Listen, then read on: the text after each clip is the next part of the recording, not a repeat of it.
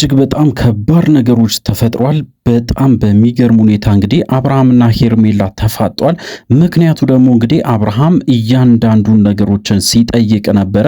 እንግዲህ ያው በትላንትናው ዕለትም እንዳያችሁ ከባባድ ነገሮችን ስናስተናግድ ነበረ።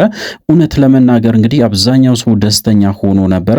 በዛሬ ዕለት እንግዲህ ሄርሜላን በግልጽ ሲጠይቃት ነበረ። ከዚህ በፊት መተት አሰርተሽብኛል ወይስ አይደለም ብሎ በግልጽ እንደጠየቀ እንግዲህ በዛሬ ዕለት ተሰምቷል። እሱ ብቻ አይደለም፣ በጣም ብዙ ነገሮች አሉ። እጅግ በጣም የሚያስገርሙ ማስረጃዎችም ጭምር ወጥቷል። ስለሱ ጉዳይም በደንብ አድርገን በዚህ ቪዲዮ እነግራቸዋለን። እንግዲህ ለዚህ ቻናል አዲስ ከሆናችሁ ከወዲሁ ሰብስክራይብ ማድረግ እንዳይረሳ። አዲስ ካልሆናችሁ እንደተለመደው ቪዲዮአችን ላይክ አድርጉ፣ ሐሳብ አስተያየታችሁን ኮሜንት ስር አስቀምጡልን። ወደ ጉዳያችን እንግዲህ በትላንትናው ዕለት እጅግ በጣም የሚያስገርም ብዙ ሰውም ሰርፕራይዝ ያደረገ ነገር ተከስቶ ነበረ። ሁላችንም እንግዲህ በጣም በሚገርም ሁኔታ ያው በጣም ተደስተን ነበረ። እውነት ለመናገር እንግዲህ አብርሃምና ሩታ ከረጅም ጊዜ በኋላ በፍቅር በአይን እንግዲህ ተያይቶ ተቃቅፎ ሲነጋገሩ ማየታችን እጅግ በጣም ተስፋ የሚሰጥ ነገር አይተናል ማለት ነው። እሱ ብቻ አይደለም፣ በዛሬ ዕለት ደግሞ ያው እንግዲህ ከሄርሜላ ጋር እየተነጋገሩ ቪዲዮ ተቋርጦ ነበር ትላንትና። እንግዲህ ዛሬ ቀጥሏል። ምንድን ነው የተነጋገሩት? እያንዳንዱን ነገር እንግዲህ እናነሳለን። እጅግ በጣም በሚያስገርም ሁኔታ እንግዲህ አንዳንድ ቦታዎችም ይህንን ጉዳይ ለማጣራት ደውያለሁ። አዳዲስ ነገሮችም ሰምቻለሁ። እጅግ በጣም ለማመን የሚከብዱ ቃላቶችንም አይቻለሁ። እጅግ በጣም በሚያሳዝን ሁኔታ እንግዲህ እስከ ዛሬ ድረስ አብርሃም ተበድሎ እንደኖረ ነው በብዛትም ሲወራ የነበረው። አብርሃም እንግዲህ ያው እጁ ላይ የነበረው የወርቅ ሰዓት ከዚህ በፊት ያው እንደምታስታውሱ ሄርሜላ እንደሰጠችው ሁላችን የምናስታውሰው ጉዳይ ነው። በዛን ሰዓት እንግዲህ በጣም ብዙ ሰው በጣም ብዙ ነገሮችን ሲናገር ነበረ።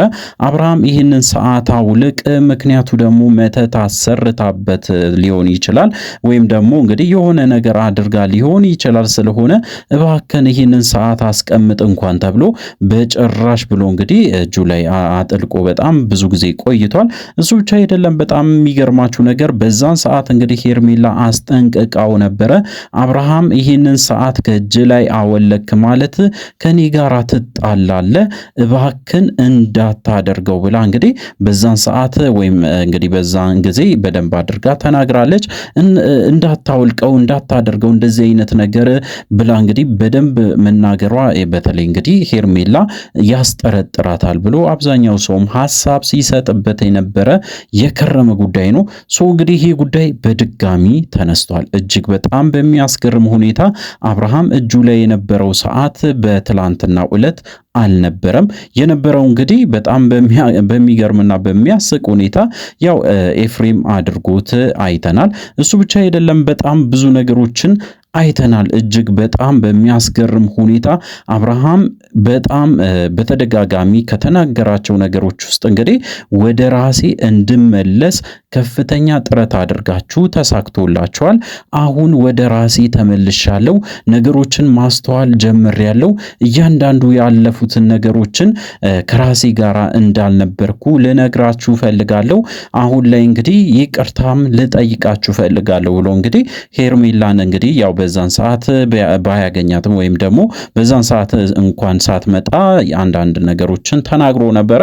እንግዲህ በዛን ሰዓት ያው ሩታንም ይቅርታ እንደጠየቀ ከዚህ በፊትም እንግዲህ በጣም ብዙ ነገሮችን ካወሩ በኋላ ይቅር እንደተባባሉ ጭምር ነው በዛን ጉዳይ ላይ በደንብ አድርጋ ሩታ ስትናገር የነበረው። እንግዲህ አብዛኛው ሰው እንደጠረጠረው ነገሩ ወደ ሌላ ነገር አምርቷል ማለት ነው። እንግዲህ ወደ ሄርሜላ ተመልሷል ይሄ ነገር። ሄርሜላ እንግዲህ በዛን ሰዓት መተት አሰርታ ነበር ወይ የሚለው ነገር አሁን ላይ ተቀባይነት እያገኘ ነው።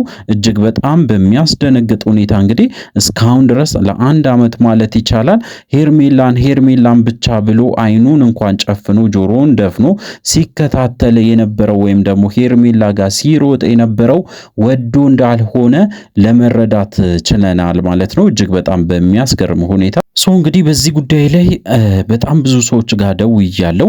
እውነታውን ለማረጋገጥም እየሞከርኩ ነበረ። በተለይ እንግዲህ ሄርሜላ ያደረገችው ነገር እውነት ነው ወይስ አይደለም፣ የእውነት ደግሞ አብርሃም ከመተቱ ድኖ አሁን ቆሞ የሚያወራው አብርሃም የድሮ አብርሃም እንዴት እንደተመለሰ እያንዳንዱ ነገሮችን ለማጣራት እየሞከርን እንገኛለን።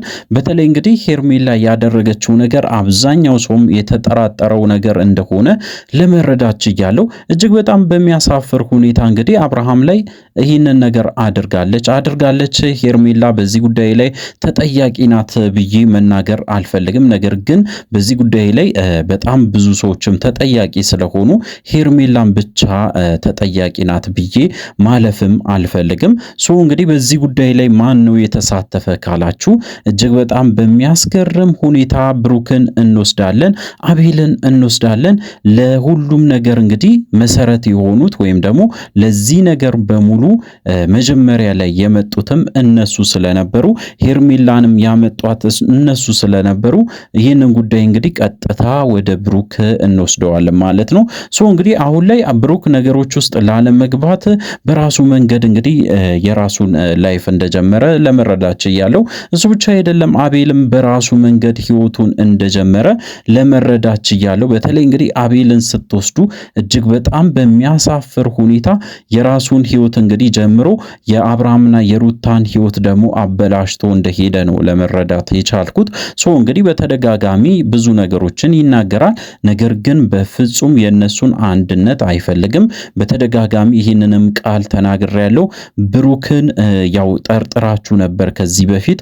ነገር ግን ብሩክ ብቻ ሳይሆን አቤል ዋነኛ ቀንደኛ የሆነ የአብርሃም ጠላት ነው። የአብርሃም ብቻ ሳይሆን እንግዲህ የሩታም ጠላት እንደሆነ እንድትረዱ ፈልጋለሁ ብዬ በደንብ ነግሬያችሁ ነበረ። እሱ ብቻ አይደለም ስለ መተቱም ጉዳይ አንስቼ ነበር ከዚህ በፊት። አብርሃም እንግዲህ እጁ ላይ ያለውን ሰዓት ካወለቀ ወደ ራሱ ህይወት ሊመለስ ይችላል።